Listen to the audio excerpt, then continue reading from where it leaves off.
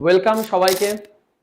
আজকের যে থাম্বনেলটা দেখে তোমরা সকলেই এসছো, যে তোমরা জানো যারা যারা এই ভিডিওটা দেখছো, যে আমাদের যে নিট এক্সাম হয়েছিল 2026-এর 3rd মে রবিবার, সেই এক্সামটা ক্যান্সেল হয়ে গেছে।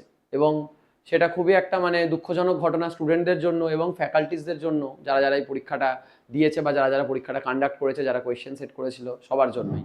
তো দেখো, যেটা আমাদের মাথায় রাখতে হবে, এদিক ওদিকের কথায় বেশি শুনো না। কি হচ্ছে, কি হয়েছে বা কেন হয়েছে, তার থেকেও বড় কথা এনটিএ কি বলেছে সেটাই আমাদের শুনতে হবে। ন্যাশনাল টেস্ট এজেন্সি, ওরাই কিন্তু পুরো নিট এক্সামটা কন্ডাক্ট করছে। তো বেসিক্যালি দেখো, এনটিএ কি বলেছে সেটা একটুখানি ভালোভাবে আগে জেনে রাখো, কারণ আমাদের জানার জিনিস কিন্তু অ্যাকচুয়ালি সেটাই। আর কোথাও আমাদের খবর বা কোনো কিছুর দিকে আমাদের দিকে লাভ নেই। তাই জন্য আমি একদম তোমাদের জন্য এই জিনিসটাই নিয়ে এসেছি, যাতে আমি তোমাদের দেখাতে পারি যে এনটিএর এক্স্যাক্টলি মেসেজটা কি। এনটিএ দেখো এখানে বলেছে যে যে এক্সামটা হয়েছে, এই যে NEET UG 2026, NTA had on 8 May 2026 referred the matters that under consideration to the central agencies for independent verification and necessary action. তো বেসিক্যালি যেটা সকলেই জানো, যে পেপার লিকের যে খবরটা গেছে, সেই খবরটা এনটিএ পরে ওটাকে ভেরিফাই করেছে, এবং ভেরিফাই করার জন্য এটা এখন central bureau of investigation CBI এর হাতে দিয়ে দেওয়া হয়েছে। এবং তার জন্য এনটিএ যা যা করা দরকার এনটিএ সবই করবে। এই নোটিফিকেশনটা বেসিক্যালি কিন্তু সেই জিনিসটাই এখানে বলা আছে, ঠিক আছে?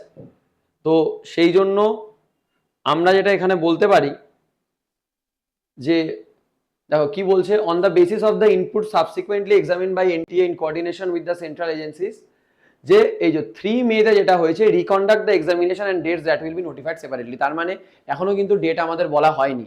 তাই জন্য এখনো যদি কেউ ভেবে রাখো বা কোথাও কেউ বলে রেখেছে যে এই তো এই দিন নিট হবে, এই ভাবনাটাই কিন্তু কেউ যাবে না। এখনো কিন্তু আমাদের কোনো ডেট আসেনি, কোনো ডেটের এখনো খবর আসেনি। সেই ডেটের খবর আসলে তোমরা সবাই এনটিএর ওয়েবসাইট থেকেই পাবে, ঠিক আছে? আচ্ছা, আর কি? আর হলো যে যদি আমাদের এখানে দেখতে পারি, এই যে এখানটা বলছে বেসিক্যালি যে NTA will extend full cooperation of the bureau and will provide all materials, records and assistance in the inquiry requires. তো এটাই যেটা বললাম, যে তোমাদের এনটিএ সমস্ত সাপোর্টই করবে যেগুলো প্রয়োজন হবে। আর এখানে এটাই বলা হচ্ছে যে ইন্টারেস্ট অফ স্টুডেন্টসের জন্য এনটিএ ডিসিশনটা নিয়েছে।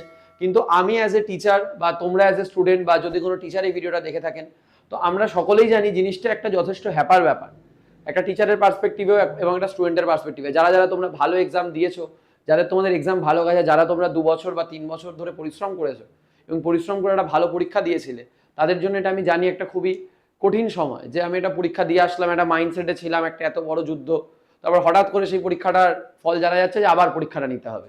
যুদ্ধ করার পর, যুদ্ধে কাটাছেঁড়া সব হয়ে যাওয়ার পর জানা যাচ্ছে ও বাবা, আবার গিয়ে লড়াই লড়তে হবে। তো জিনিসটা মুশকিল, জানো এই ঘটনা আগেও ঘটেছে এই এনটিএ এর সাথে, এবং নিট এক্সামিনেশনে আগেই ঘটেছে। তো সকল স্টুডেন্টকে আমার আবেদন, এবং সকল টিচারদেরকেও আমার এটাই আবেদন, আপনাদের যারা যারা স্টুডেন্টসরা আছে, এবং তোমাদের সকলকেও বলছি যারা যারা স্টুডেন্ট তোমরা, যে তোমরা কিন্তু তোমাদের পড়াশোনা থেকে ডিট্যাচ হয়ে যেও না। যেহেতু এখন আবার এই ঘোষণাটা হয়ে গেছে, তো সবাই কিন্তু নিজের পড়াশোনাটা ভালো করে চালিয়ে যাও। এবং যে যে জিনিসগুলো তোমরা যেভাবে নিটের আগে প্রিপেয়ার করছিলে, পুরোনো ভিডিওস দেখছিলে, ওয়ান শট দেখছিলে, বা টিচারদের কাছে একটা ডাউটস ক্লিয়ার করছিলে, সেই জিনিসটা চালিয়ে যাও। তার কারণ আমার ধারণা আগামী 1 মাসের মধ্যে এনটিএ কিন্তু বলে দেবে যে কবে পরীক্ষাটা আবার হবে। খুব বেশি দেরি করবে না। তোমাদের কোনো রেজিস্ট্রেশনের আর দরকার নেই। এই নোটিশটাকেই তোমরা যদি আরেকটু পড়ো, তাহলে তোমরা দেখতে পারবে কোনো রেজিস্ট্রেশনের কিছু লাগবে না। এই যে বলে দিয়েছে, the registration data, candidature and examination centres opted for in the May 2026 cycle will be carried forward to the reconduct examination. তো তোমাদের কারোর যারা ফিস দিয়ে দিয়েছো, যারা আগে ফর্ম ফিল আপ করে নিয়েছো, তাদের কারোর আর নেক্সট করে এক্সট্রা করে ফর্ম ফিল আপ করার কোনো প্রয়োজন পড়বে না।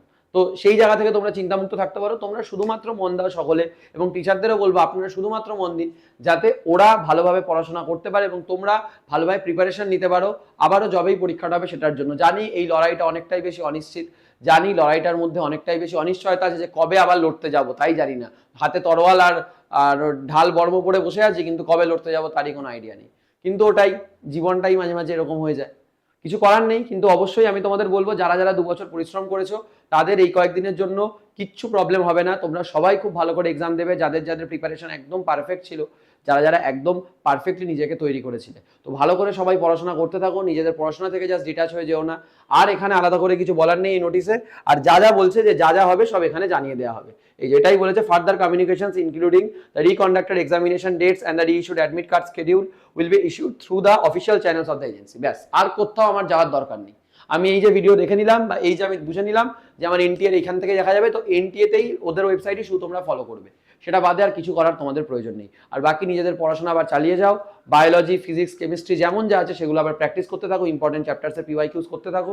এবং যেটা আরেকটা আমার তরফ থেকে আমি একজন টিচার সেই হিসাবে আমি তোমাদের সাজেস্ট করতে পারি, একটুখানি চাপের কোয়েশ্চেন্স বেশি প্র্যাকটিস করো। কারণ যেহেতু তোমরা জানো এবারের নিটের যে লেভেলটা অনেকটা বেশি মডারেট থেকে ইজি লেভেলের দিকে এসছে, আমার ধারণা যদি রি এক্সামিনেশন হয় খুব চেঞ্জ করবে না, আমার ধারণা খুব ডিফিকাল্ট করবে না। কারণ তাহলে একটা খুব বেশি প্রবলেম হয়ে যাবে, একই বছরে একবার এত সোজা প্রশ্ন, একবার অত টাফ প্রশ্ন, এটা আমার ধারণা করবে না। আমার ধারণা কোয়েশ্চেনের যে স্ট্যান্ডার্ডটা থাকবে ওটা মোটামুটি মডারেট লেভেলেরই যাবে। তো তাই জন্য খুব কঠিন কোয়েশ্চেন্স করতে হবে না, যেই অ্যাডভান্সের পিওয়াইকিউ করে ফেলছো দরকার নেই। কিন্তু মেন্সের পিওয়াইকিউ গুলো সবাই লাগাতে থাকো, কারণ মেন্সের পিওয়াইকিউ কিন্তু মোটামুটি আমরা একটা ভালো স্ট্যান্ডার্ডে ধরতে পারি।